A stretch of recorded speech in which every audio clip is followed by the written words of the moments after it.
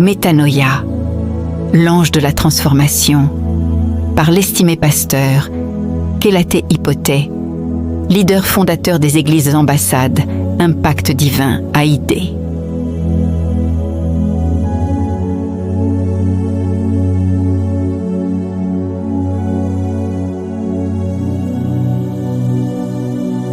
Bonjour chers amis, soyez les bienvenus dans votre rendez-vous quotidien avec la parole de Dieu. Nous sommes le mardi 7 juillet 2026 et le thème de notre méditation est « Investi de la puissance d'en haut ». Écoutons notre texte de base dans Actes, chapitre 1, verset 8. « Mais vous recevrez une puissance, le Saint-Esprit survenant sur vous, et vous serez mes témoins à Jérusalem, dans toute la Judée, dans la Samarie et jusqu'aux extrémités de la terre. » La vie chrétienne n'est pas une vie d'impuissance, mais une vie de puissance. Lorsque vous naissez de nouveau, vous devenez un centre d'opération de la puissance de Dieu. Tout chrétien naît par la puissance, dans la puissance et pour la puissance, comme nous le révèle Jean, chapitre 1, verset 12. Lorsque le Saint-Esprit vient dans votre vie, il vient avec toute sa puissance. C'est exactement ce que nous révèle notre verset d'ouverture. En Christ, la puissance fait partie de votre héritage divin. Après sa glorieuse résurrection, notre Seigneur Jésus-Christ a déclaré dans Matthieu, chapitre 28, verset 18, « Tout pouvoir m'a été donné dans le ciel et sur la terre. » Observez attentivement qu'il a dit « tout pouvoir » avant d'en préciser l'étendue, dans le ciel et sur la terre. Cette vérité est particulièrement remarquable et instructive pour nous, en tant qu'ambassadeurs du royaume de Dieu. Nous ne sommes plus censés rechercher des pouvoirs quelconques, puisque celui à qui tout pouvoir a été donné habite désormais en nous par son esprit, comme nous le rappelle 1 Corinthiens, chapitre 6, verset 19. Réfléchissez-y. Si tout pouvoir a été donné à Jésus-Christ, le Dieu véritable et la vie éternelle, quel pouvoir reste-t-il au diable, sinon ses ruses ? L'une de ces ruses consiste précisément à vous faire croire que vous avez besoin davantage de puissance, afin que vous poursuiviez ce que vous possédez déjà, tout en négligeant l'intimité avec l'auteur et la source de la véritable puissance.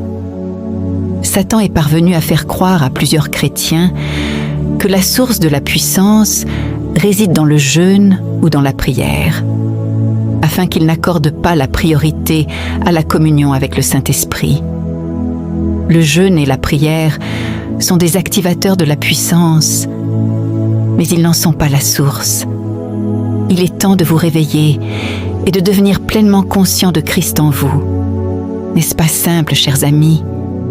Si celui qui détient tout pouvoir vit en vous et que vous êtes unis à lui, étant devenus un seul esprit avec lui, alors vous détenez également tout pouvoir dans le ciel et sur la terre. Alléluia! Il n'est donc pas étonnant qu'après avoir eu la révélation de qui était Jésus, le Seigneur ait déclaré à Pierre, dans Matthieu, chapitre 16, verset 19, « Je te donnerai les clés du royaume des cieux. Ce que tu liras sur la terre sera lié dans les cieux, et ce que tu délieras sur la terre sera délié dans les cieux. » Allez-y maintenant, retournez au Saint-Esprit, activez la puissance, relâchez-la par la foi et régnez. À la lumière de cet enseignement, faisons maintenant cette confession. Je suis un agent de la puissance divine. Je suis le temple de la source de la puissance illimitée. Je refuse toute forme d'impuissance. Je possède désormais tout pouvoir et je l'exerce par la foi qui agit par l'amour. Retenons cette sagesse divine. La conscience de la source de la puissance conduit à la manifestation de cette puissance.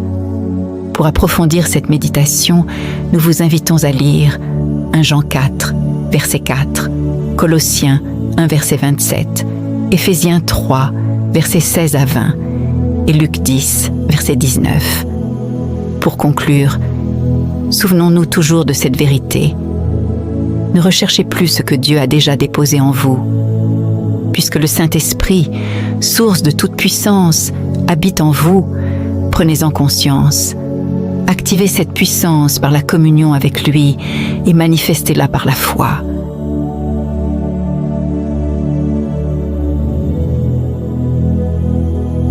Si vous n'êtes pas encore né de nouveau, nous aimerions vous donner l'opportunité de faire de Jésus-Christ le Seigneur de votre vie. Priez maintenant avec nous de tout votre cœur. Ô Seigneur Dieu, je crois de tout mon cœur en Jésus-Christ, Fils du Dieu vivant. Je crois qu'il est mort pour moi et que Dieu l'a ressuscité des morts. Je crois qu'il est vivant aujourd'hui. Je confesse de ma bouche que Jésus-Christ est le Seigneur et le Sauveur de ma vie à partir d'aujourd'hui. Par lui et en son nom, j'ai la vie éternelle. Je suis né de nouveau. Merci Seigneur d'avoir sauvé mon âme. Je suis désormais un enfant de Dieu. Alléluia. Si vous avez fait cette prière avec foi, vous êtes désormais enfant de Dieu. Alléluia. Merci d'avoir été avec nous pour ce temps de méditation. Que la lumière de Christ éclaire chacun de vos pas et que sa parole demeure vivante dans votre cœur. Nous nous retrouvons très bientôt pour un nouveau numéro de Métanoïa, l'ange de la transformation.